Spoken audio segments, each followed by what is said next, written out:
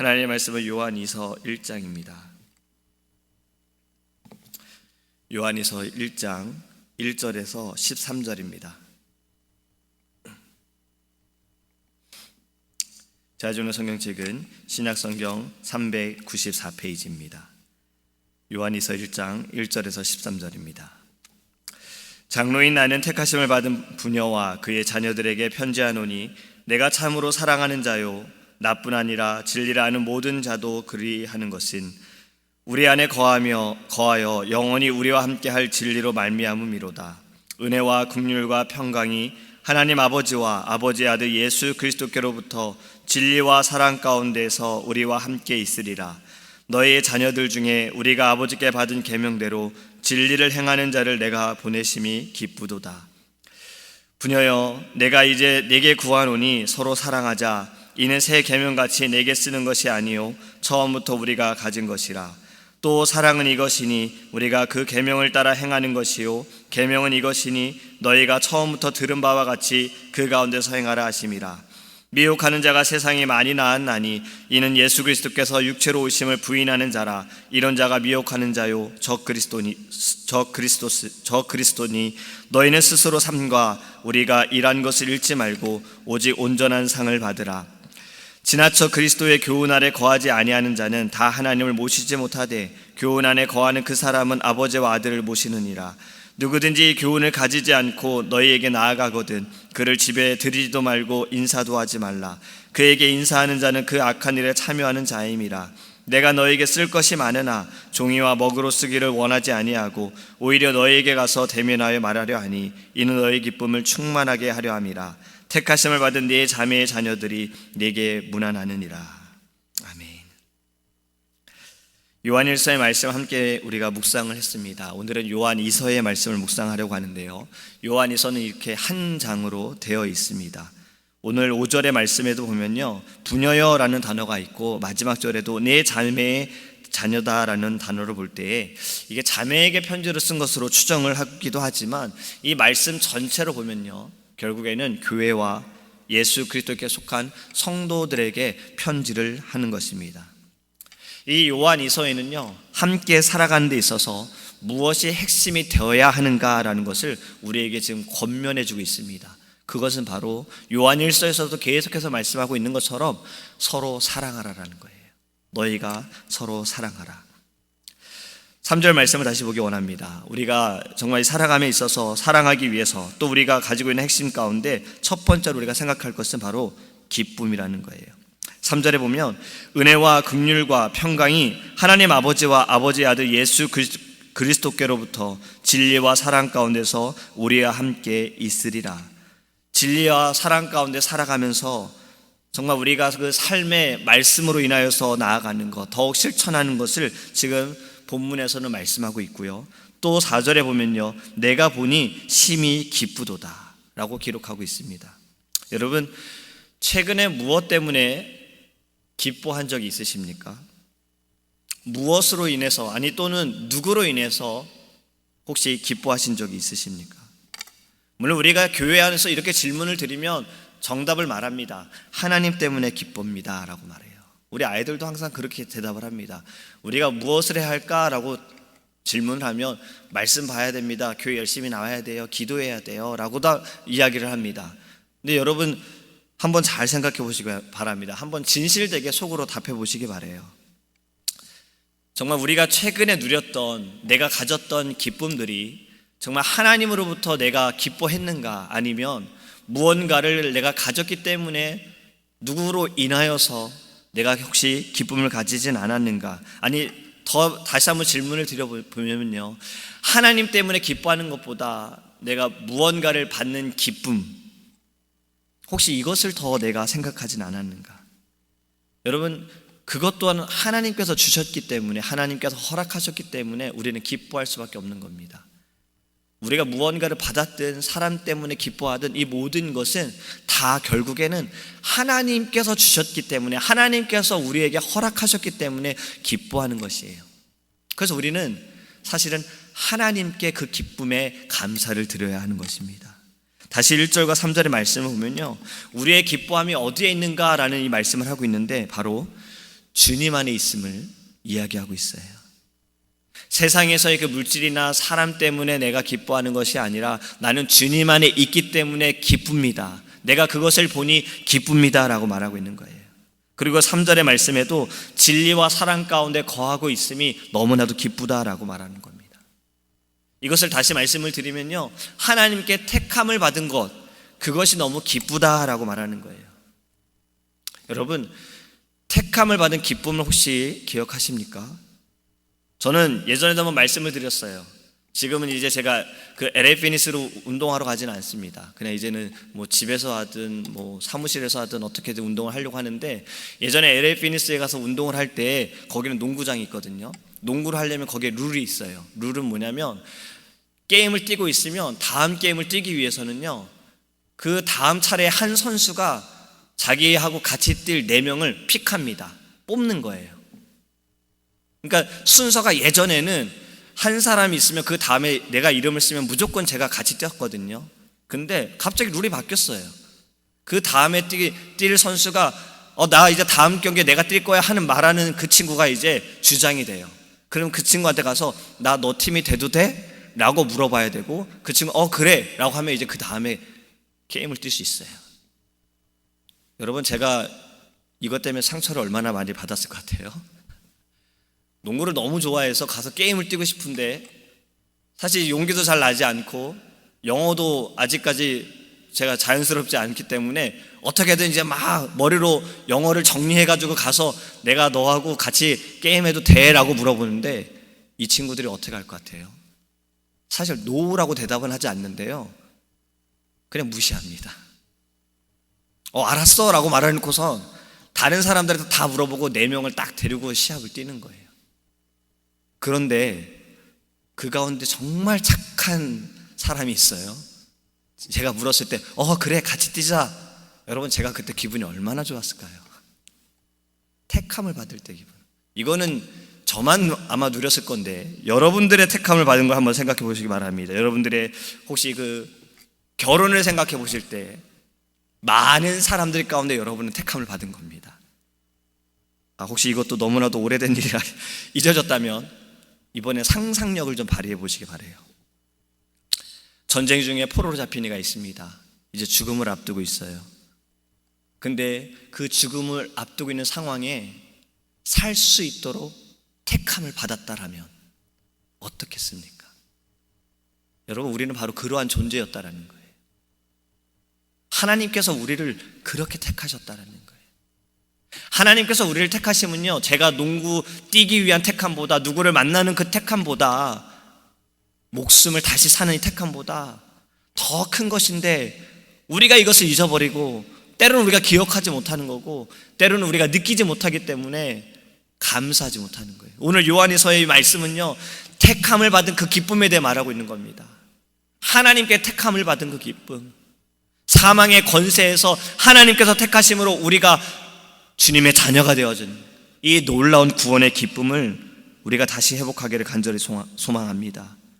여러분, 하나님의 택함을 받았다는 것은요, 제가 앞에서 말씀을 드렸던 세상이 주는 물건 때문에, 물질 때문에, 어떤 명예 때문에, 사람으로 인한 그 기쁨보다 더 놀라운 것은 하나님께서 주시는 기쁨은 영원하다라는 거예요.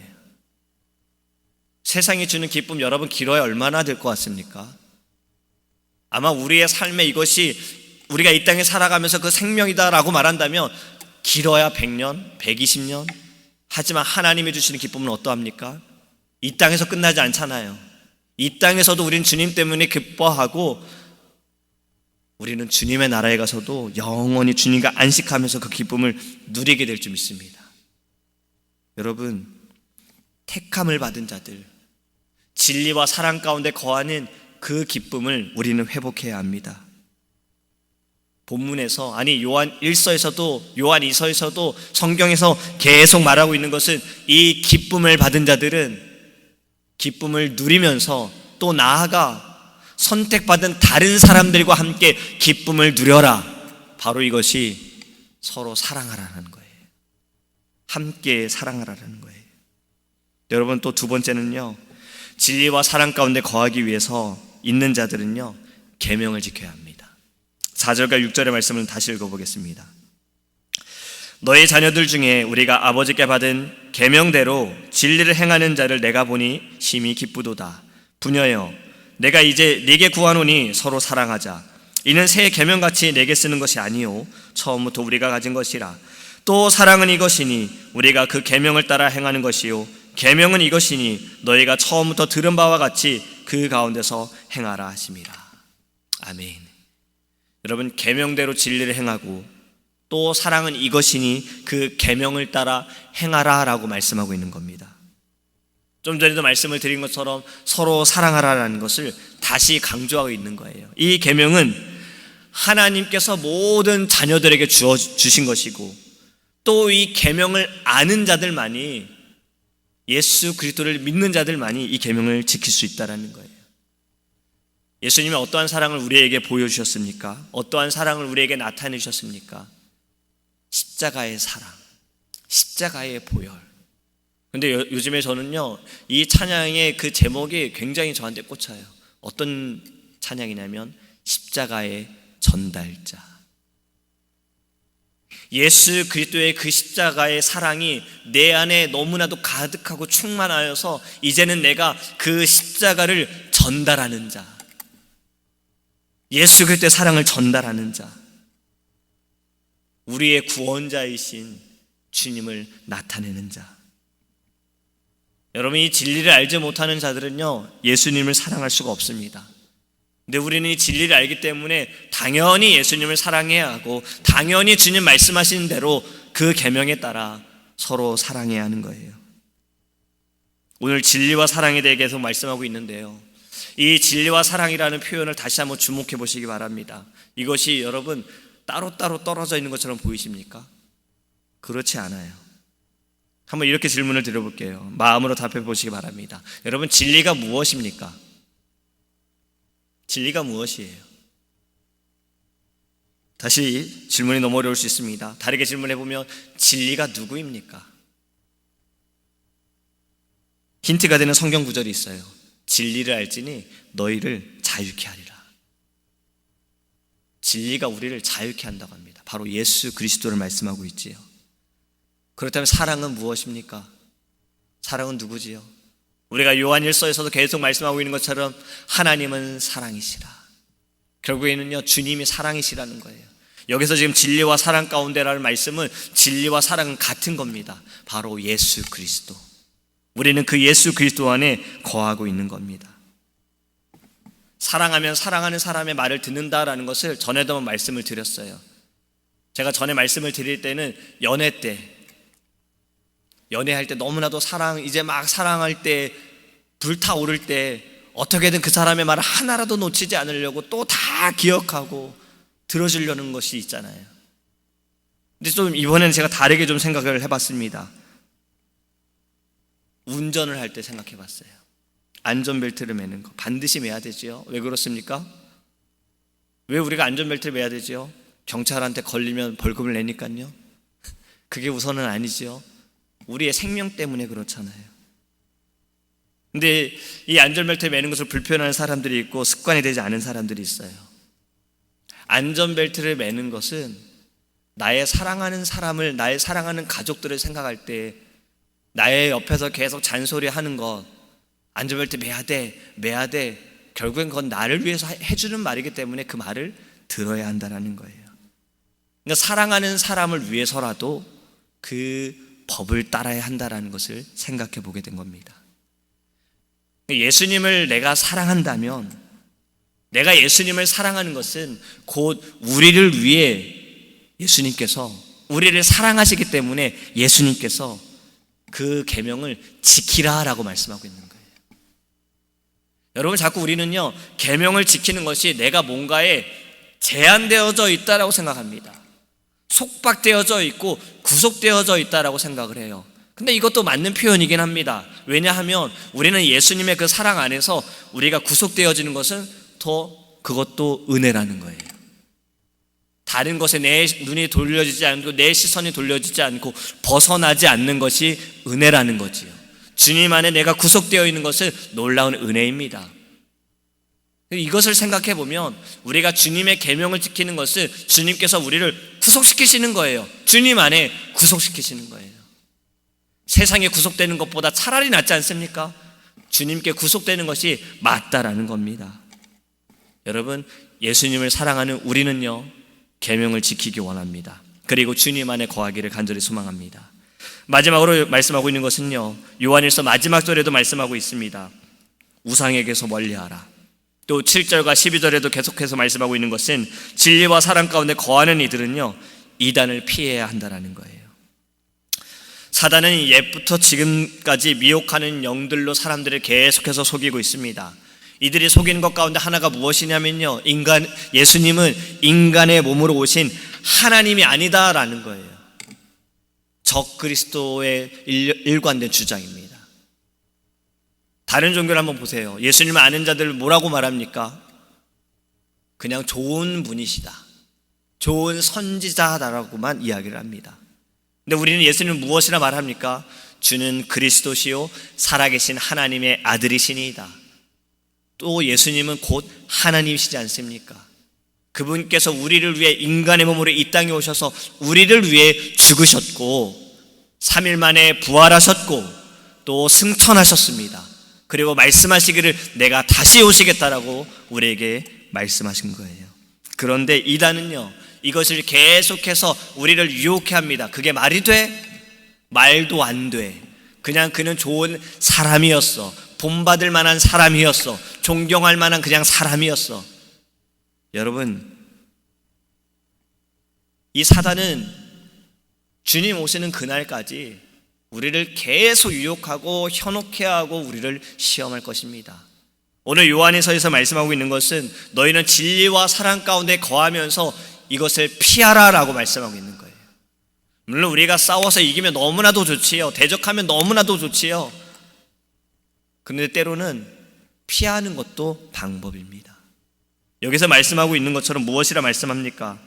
또 우리가 그 복음서에도 말씀하고 있는 것처럼 그 신을 너희는 그 먼지를 털어버리라고도 말씀하고 있어요. 때로는 함께하지 않는 것, 그것이 지혜로울 수도 있다는 겁니다. 저는 이렇게 한번 생각을 해봤어요. 진리와 사랑으로 그들을 위해 기도해야 하지만 진리와 사랑 때문에 그들과 함께해서는 안 된다는 거예요. 우리가 넘어질 수 있거든요. 계속해서 그들이 돌아오도록 우리는 기도해야 합니다. 또 때로는 기회가 되면 가르칠 필요도 있어요. 하지만 그것이 우리가 우리의 힘으로, 우리의 지혜로는 감당하기 어려울 수 있어요. 그래서 우리는 끊임없이 기도하고 때로는 잠시 피해 있는 것도 지혜로울 수 있다는 겁니다. 여러분, 우리가 물론 당연히 아파해야 하고 같이 아파해야 하고 눈물 흘려야 하고 긍휼히 여겨야 합니다. 그런데 여러분, 우리가 반드시 기억해야 할 것은 믿음 하나, 정말 이 믿음에 대해서는요, 절대 타협해서는 안 된다는 거예요. 우리가 이 세상에 살아가면서 내가 주님의 자녀로 때로는 한 발자국 물러날 수 있어요. 물러날 때야 할 때도 있죠. 그럴 경우가 있습니다. 그것이 다른 사람들에게 본이 되어지고 기쁨이 되어진다면 물러나야 할 때가 있어요. 하지만 믿음에 대해서는 우리가 물러나서는 안 된다는 거예요. 믿음에 대해서 내가 물러나게 되는 경우에는 어떻게 됩니까? 이거는 왜 그렇습니까? 구원과 연결된 문제이기 때문에 그런 거예요. 이건 내가 사느냐 죽느냐의 문제이기 때문에 그것을 지금 말씀하고 있는 겁니다. 어떻게 함께하지 말라고 말해? 왜 피하라고 말해? 여러분, 저는요 지금 무엇을 말씀을 드리냐면 구원 때문에 그런 겁니다. 예수님께서 이 땅에 구원을 위해서 이 땅에 오셨는데 우리가 그 한순간에 미혹의 영에 넘어져서 빠져버려서 나의 구원에 문제가 된다면 그거는 여러분, 이건 너무나도 심각한 문제이기 때문에 그렇습니다. 그것을 우리에게 지금 경고하고 있는 거예요. 요한이 이 말씀을 기록할 당시에는요, 전에도 말씀드렸죠, 영지주의자들, 미혹해하는 자들이 너무나도 많았어요. 교회 가운데 너무나도 많았어요. 교회 밖에서 공격한 것이 아니에요. 교회 밖에서도 공격하지만 교회 안에서도 이것으로 인해서 공격이 너무나도 심했던 거예요. 그래서 지금 경고하고 있는 겁니다. 근데 그것이 그 당시에만 그렇습니까? 지금 이 시대에도 그렇잖아요. 여러 가지 모양으로 사단은 우는 사자와 같이 집어삼키려고 계속해서 그 기회를 노리고 있습니다. 여러분, 우리가 이것을 이기기 위해선 늘 진리와 사랑 가운데 거해야 합니다. 이 아침에 주님께서 주신 말씀을 통해서 진리와 사랑으로 우리는 주 안에서 기뻐하고 진리와 사랑으로 그 말씀을 통해서 분별하기 원합니다. 진리와 사랑을 통해서 사랑을 베풀 때 믿음에 대해서는 타협하지 않고 은혜 가운데 기도하면서 믿음 안에 온전히 서 있는 주님의 자녀가 되기를 원합니다. 이단의 유혹을 피해서 하나님의 그 영광된 자리에 늘 거하는 우리 제일장로교회 성도님들 되시기를 예수님의 이름으로 축복합니다. 기도하겠습니다.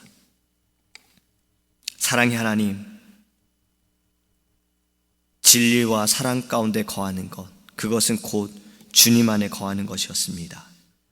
우리를 주님 안에 거하게 하여 주시고 우리에게 말씀하여 주셔서 그 말씀으로 주님 진리를 보게 하심을 감사합니다.